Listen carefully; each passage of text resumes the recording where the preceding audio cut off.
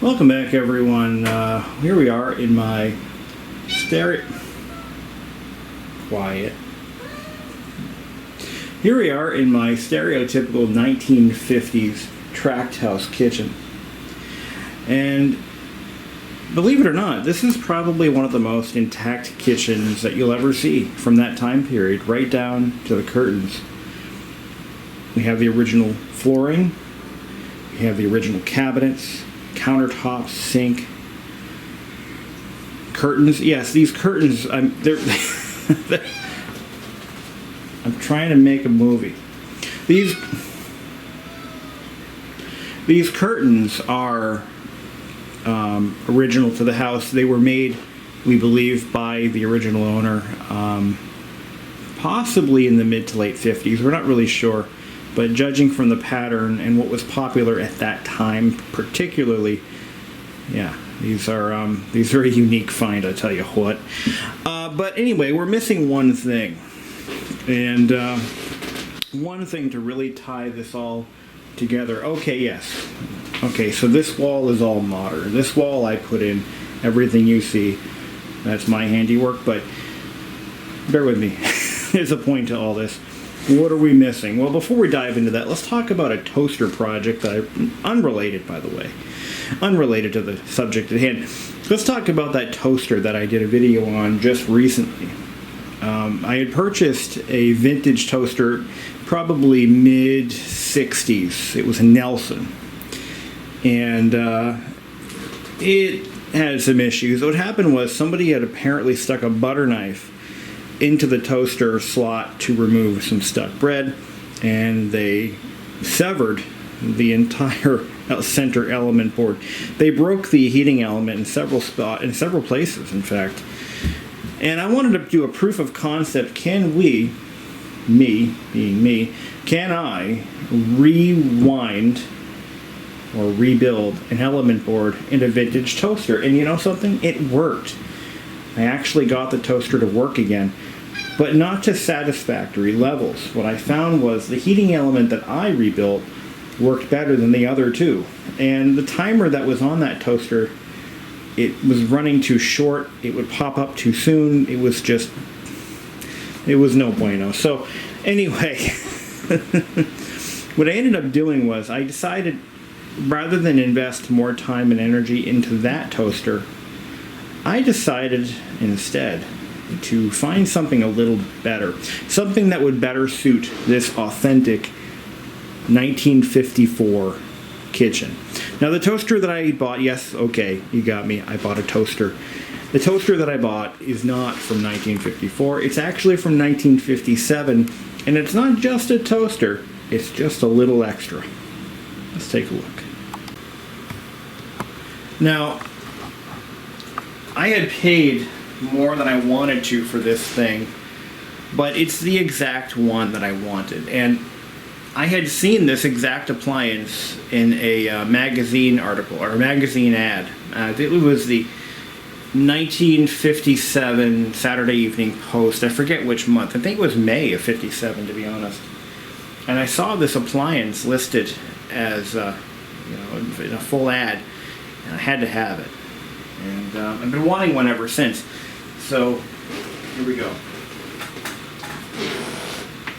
It's almost like it was made for this counter. It was made for this kitchen. It's like destiny right here. I mean, it just really works in this setting. I mean, yeah, I've seen people with modern houses with granite countertops with vintage toasters before, but this is something out of this world. This is an authentic 1954 countertop with an authentic 1957 toaster sitting on top of it. And no, I'm not really that big in person. The toaster adds 20 pounds, I swear to God. This is a toaster oven. This is a very early toaster oven. I believe this is General Electric's very first toaster oven. I couldn't find a lot of information on toaster ovens. There's more info on toasters. Not a lot out there on toaster ovens. But this very well may be GE's first toaster oven. And it has, I put this foil in here so I wouldn't make a mess.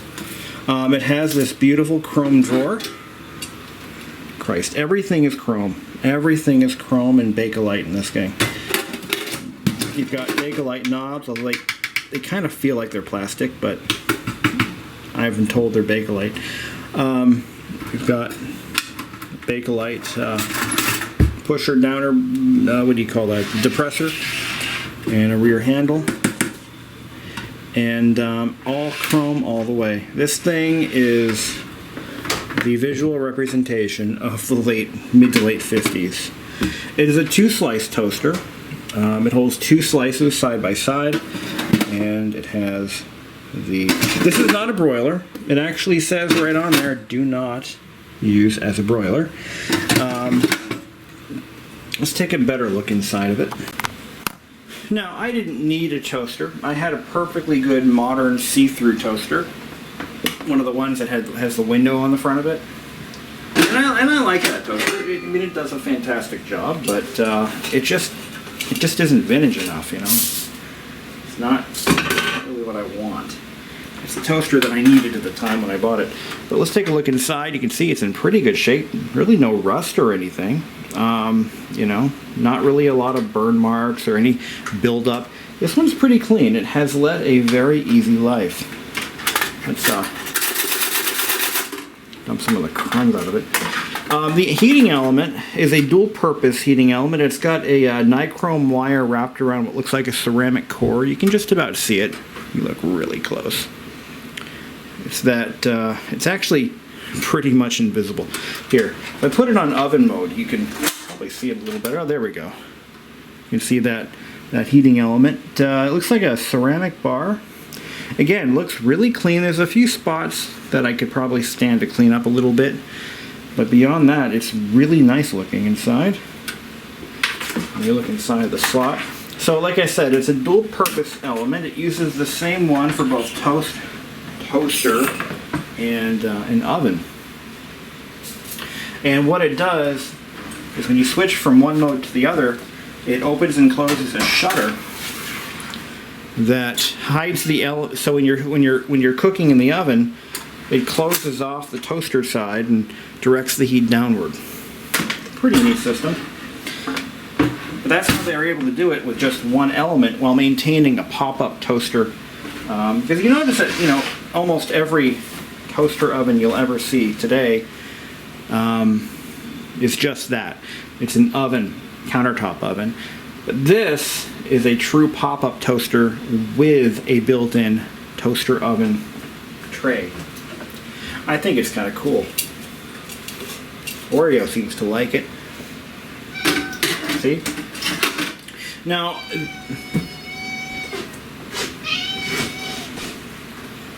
who wants to be in the show?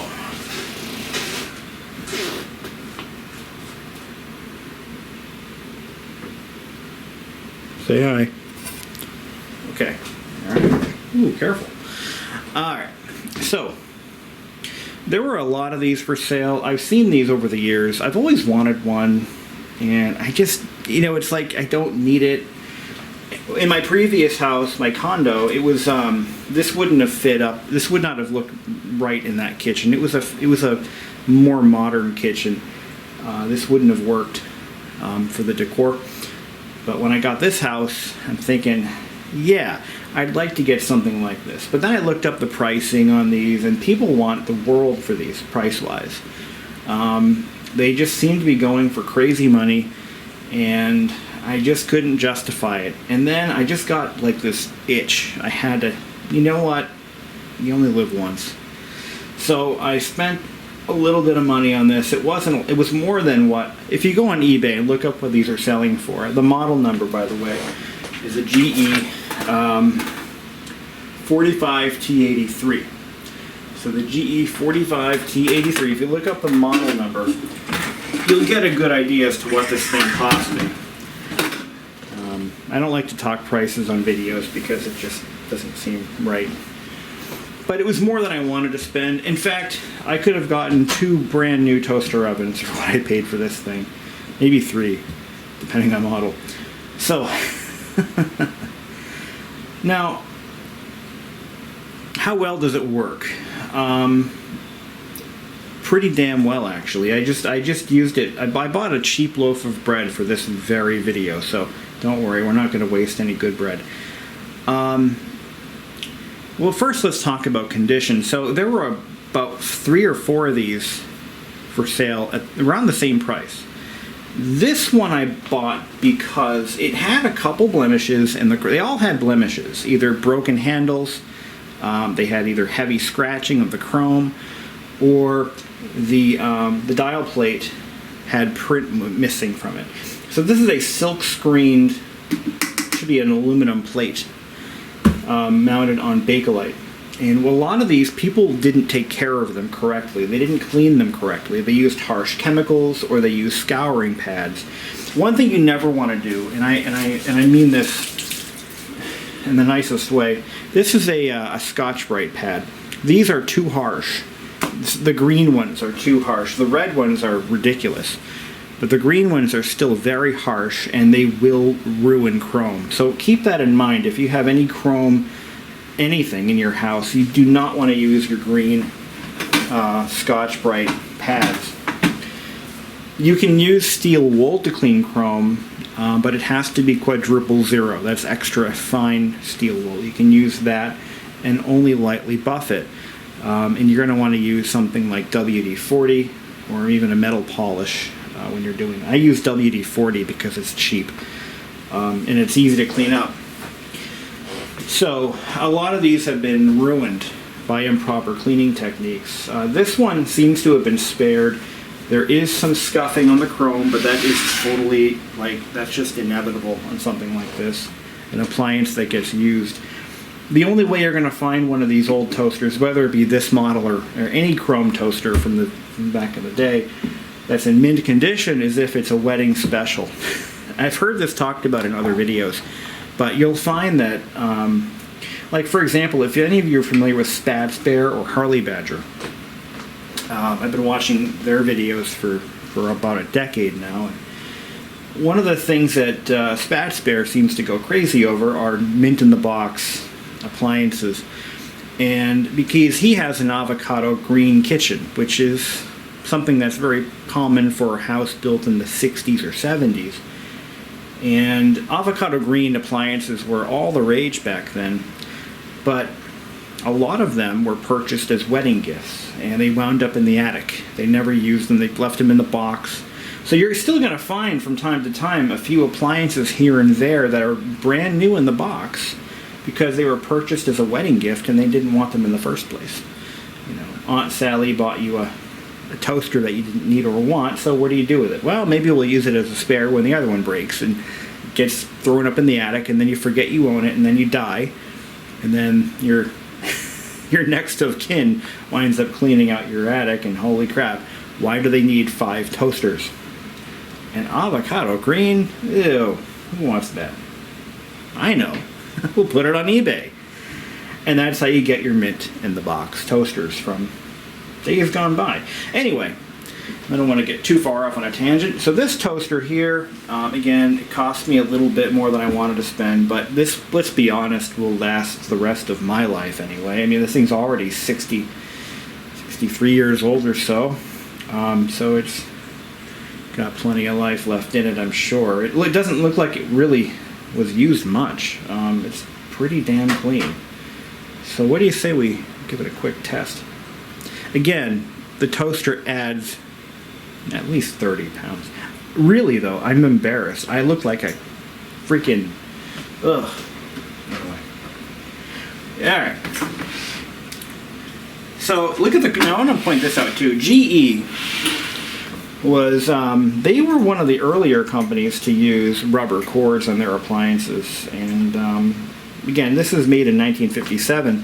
And cloth cords were still very commonplace in the 50s, in the late 50s. But I believe they were more common on less expensive appliances. That toaster that we worked on earlier, that Nelson toaster had a cloth cord, and it was definitely from the early 60s. And something tells me that it's possible that the formula for this heat-resistant cord might have been a unique or GE-only kind of thing, you know.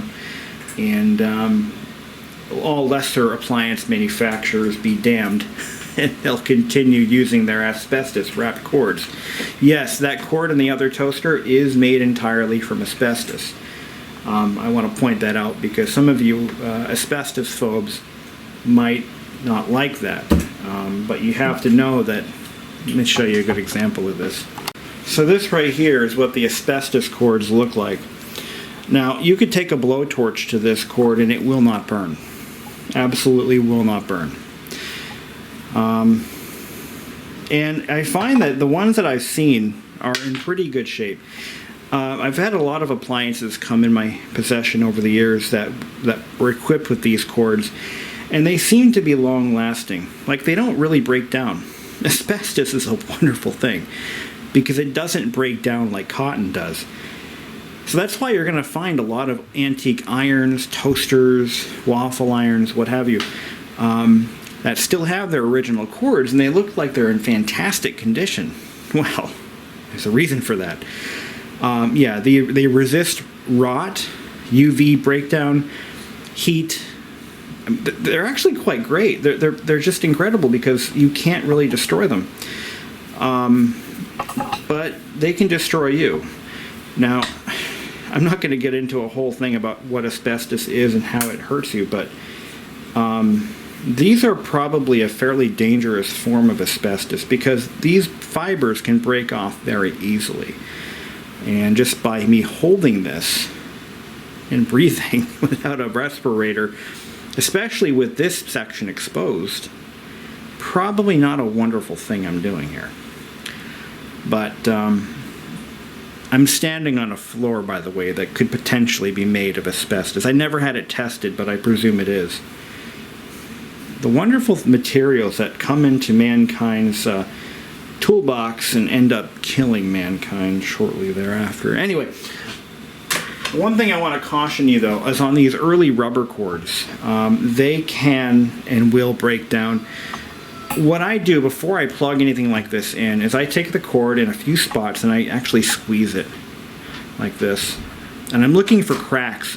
If the insulation cracks and breaks down in my fingers, the cord gets chopped off and replaced with a new one. No question.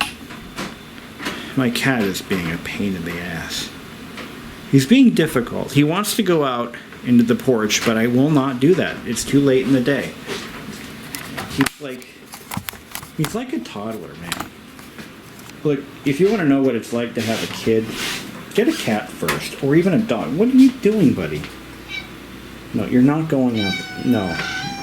He's mad. Sorry, buddy. You're not going out. Hey. You go there, okay. His brother doesn't do any talking. Only Oreo does. Oreo is like he's the alpha cat. Oreo is just his bitch. Anyway, and his brother. So yeah, cords are definitely, you want to make sure that these aren't degrading. Also, check the plugs. Look for cracks. And I don't know why I'm saying this. Most of my viewers know all this, but I find that a lot of people pop up on my video feed, or, they pop up in the comments. People who aren't familiar with these sorts of things. So, but they just bought a toaster at a flea market and they're doing a Google search and my videos pop up. So I try to cover some of these, facts for those particular viewers because I think it's my responsibility. These early plastic plugs, this could be, that's got to be plastic. Does not look like Bakelite. Could be plastic. This isn't, remember now, this is 1957. Plastic was still a fairly new thing. They hadn't quite gotten the formulas just right by then. So you want to really inspect these plugs before you start plugging shit in. And I say this because if you look at the way this plug is overmolded, there's not a lot of material around the terminals. So it wouldn't take much for this thing to just shatter in your freaking hand. So you're plugging this in, or you unplug it, and the insulation cracks or disintegrates, and you're left holding both the hot and the neutral. Not a good time. I also want to point out that these cords are not polarized. So that some of these older appliances, depending on how they're made, you could potentially energize the whole damn toaster with the hot side of your household power source. All very scary things, actually. Meow. Meow. Meow. Meow.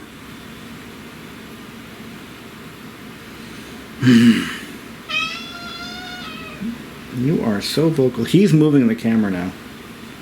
He's just walking around the tripod. It is hotter than hell right now in this house. We don't have air conditioning in the main house. We only have it in the bedroom.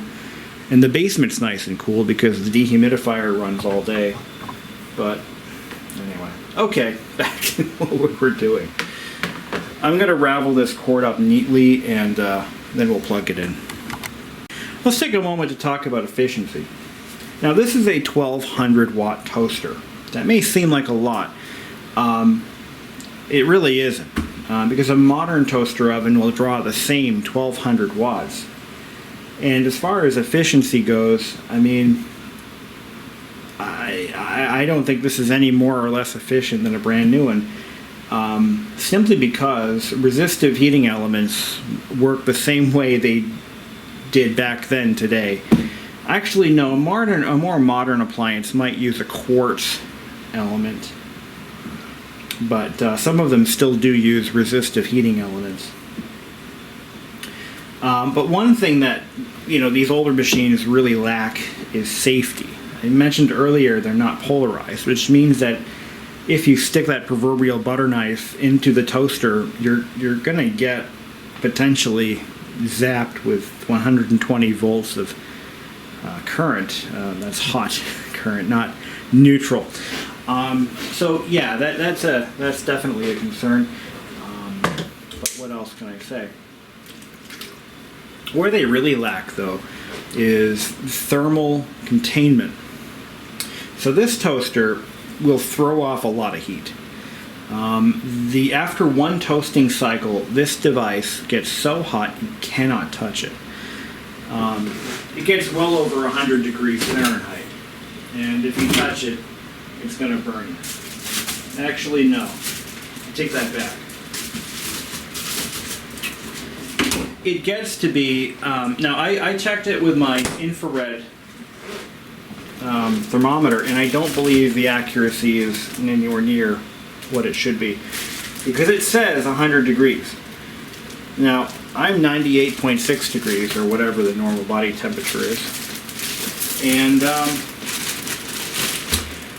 I should be able to touch something that is just a few degrees hotter than me, but I can't. It'll burn you. If you've got children, don't buy one of these and expect to use it, because your kids will burn themselves and you're going to wind up getting a very nasty call from the Department of Social Services. So probably not a good plan. Let's make some toast, if Oreo lets us. Okay. All right, so 2 slice toaster. Now this is now you're going to find that if you have those weird hippie breads like Dave's Killer Bread, or those weird fancy breads, they're not going to fit in this toaster. That's just not going to happen. This is a standard bread loaf. This is just a standard bread that you can buy anywhere. It does fit in the toaster, but yeah, those fancy hippie breads, not going to happen. You're going to either have to do 1 slice at a time, or you can use your fancy toaster oven. Another thing I want to point out is the slot width is pretty standard for a toaster of that time. See, people didn't really eat bagels like they do now in 1957. You'll find that even on the toaster oven toasting instructions and for various things you can put in there, bagels aren't on the list. So bagels didn't make it to the party. So that's the thing.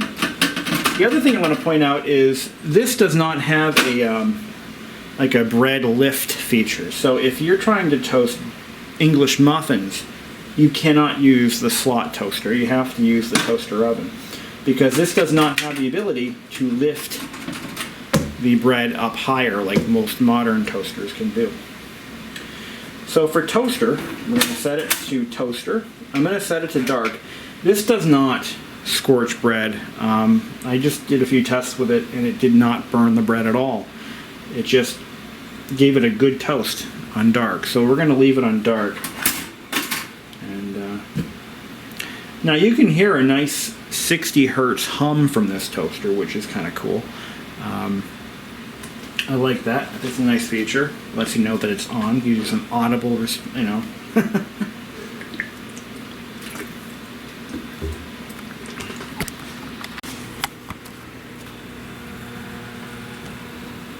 Let's pull it away from the wall here. Now, like I said, this toaster gets hotter than hell. You cannot touch it. If you put a bag, like a loaf of bread next to it, it'll melt to it.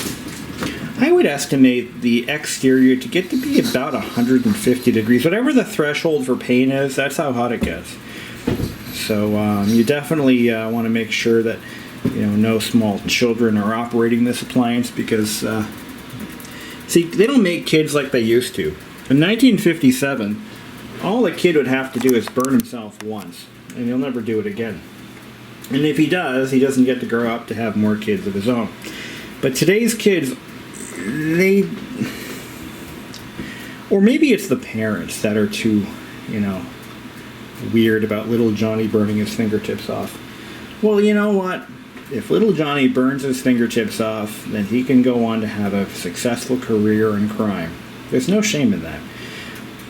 As a matter of fact, I have a theory that mobsters used to use these toasters to burn their fingerprints off before or after committing a crime. Just a theory. But my point is, yes, it gets quite toasty. Pun intended. But I would say speed-wise, this toaster is probably every bit as fast as the one that I'm replacing it with, or the one it is replacing.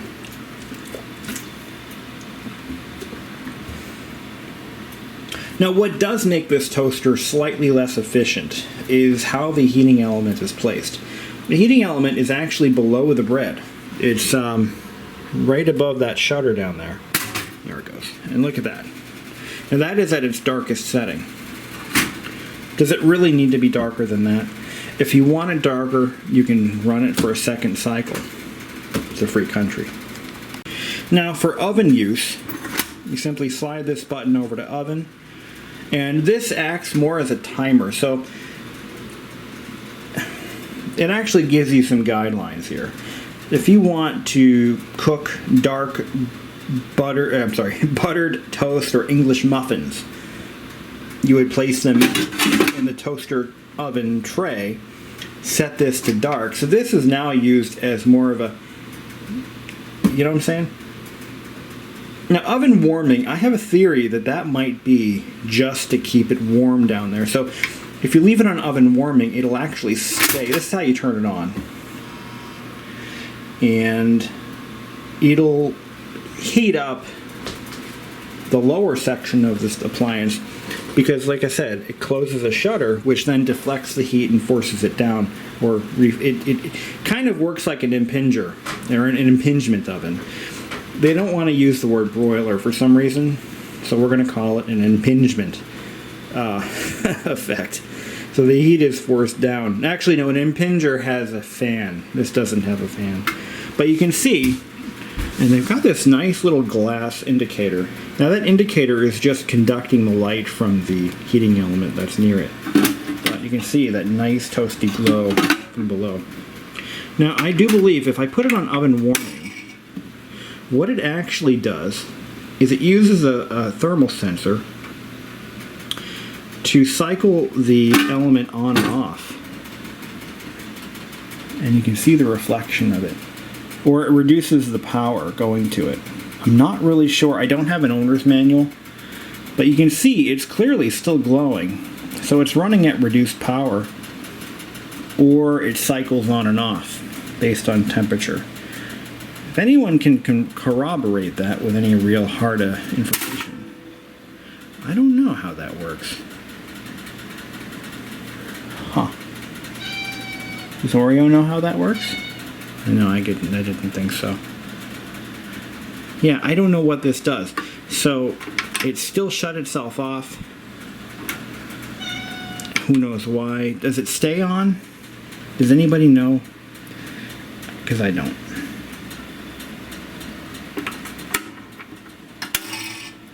I don't think so. I think you have to have this depressed. And maybe it has a very short cycle. Yeah, see, I don't know. I'll put it back on toaster. So that, my friends, is the 1957 GE. Whatever the model is. And it's tasty, too. So I just used this thing to make a sandwich. I did an open-faced turkey sandwich with this. And what I did is I pre-toasted the bread. And then I stuck it in the oven drawer. And I ran it for about, I think I did a medium cycle. And actually, this was open cheese sandwiches and cinnamon toast. Okay. Cinnamon toast, that was a big thing. It was like new tech. It was like the internet of 1957, cinnamon toast. You are... I hear you. All of YouTube hears you, or all 5 viewers. Yes, we know.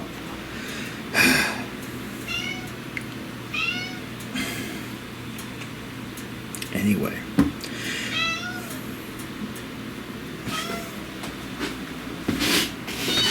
Yes, you got my attention, buddy. I'm sorry. I'm busy. No, you're not going out. See, we don't let him out at night because by out I mean inside the porch, because he's never been outside, like, for real. So we let him go outside in the porch, like, during the day, so they can play and, do cat things. But at night, before we go to bed, we don't want you out there, because it's hard to get you back in the house, because you're stubborn and you don't want to do what we say. Poor little guy.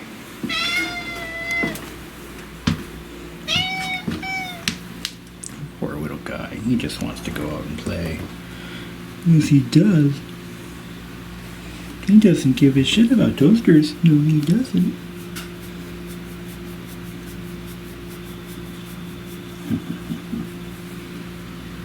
I'm sorry, buddy. It's not gonna happen for you tonight, okay? Okay? Okay? Yeah. Alright. Let's get back to it, guys. Where was we? So yeah, that's pretty much it. I mean, and of course, this also serves as a crumb tray, which is even cooler. There's no separate crumb tray. And I would imagine that an appliance like this would have been pretty expensive for its time. I mean, it is made really well. I mean, the thickness of this steel is just crazy. It's a tank. I mean, think about it. It was designed and built by the very people who helped win World War II. So, But anyway, so I picked this one because this one was the most intact. It had the knobs intact. There was no chips, no breaks, no cracks. The faceplate print was still intact. It looks like it's never been improperly cleaned. This chart is still intact, again, just like the faceplate. And the chrome only had some slight damage to it. It just had a few little rust spots, and you're going to get that with an appliance like this. It's just a fact of life. And the way you take care of that is, again, quadruple zero steel wool, some WD-40, and you just lightly buff it. What's going to happen is you're not going to fix the chrome, but the rust, the little pinholes of rust, will go away and they'll blend in. And then I wouldn't put any wax on this because of the heat factor, but you just keep it polished every once in a while and it'll look great for a long time. I would not recommend paying to get something like this re-chromed. So if you find one that's in rough shape, but the price is right, and you think you're going to get it re-chromed, think again, because it's going to cost you more than a new car to get it re-chromed. Chroming is very, very environmentally hazardous. The process used is extremely hazardous to the environment, so you end up paying accordingly. It's not cheap, so definitely pay a little bit more if you care about the appearance of the appliance, whether it be one of these or any chrome toaster from that time period. Don't count on getting anything chromed unless you really want to put the money into it, and it's going to be a lot. So I just figured I'd mention that, and happy toasting. Stuff is good. So I went over to the inflation calculator, which is a handy way to determine what the price equivalent of something years ago would be today. So, according to the ads I found for this device, the original retail price was $29 US in 1958, and when adjusted for inflation, that would have been the equivalent of $258 US in 2020. And we wonder why our appliances today are made in China or other foreign countries and are still available for prices that are as low as $9 brand new. So, yeah, that would have been a very significant purchase for a typical U.S. household in the late 50s. So this was probably made to a fairly high standard, regardless of all that. Another thing I determined is that this is, in fact, the very first toaster oven. There were no examples that predated this unit. Now, there might have been some similar, like toaster oven-like devices, but they were usually for specialized purposes prior to this. But this was the first toaster oven. One thing it does lack that a modern toaster oven does have is, for example, the ability to set a temperature and a time, either an automatic timer or even a manual one. So you can't cook, chicken breasts or French fries, or you can't cook those things in this device because it just doesn't stay powered up long enough because it uses the bimetallic spring mechanism to set the toast time. So another thing I learned is, and I actually thought about this, but the oven warming switch, what that does is, I do believe that all it really does, and I might be wrong on this, but I believe I thought anyway, that it opened up the shutter on the bottom to keep the toaster oven area warm while you're toasting bread. This way you could toast 8 slices of bread for your family and just keep the other slices down here. But I don't know. I really don't know what this feature does. I'm going to look into it. I just can't find a manual for this thing. So, all right, moving along.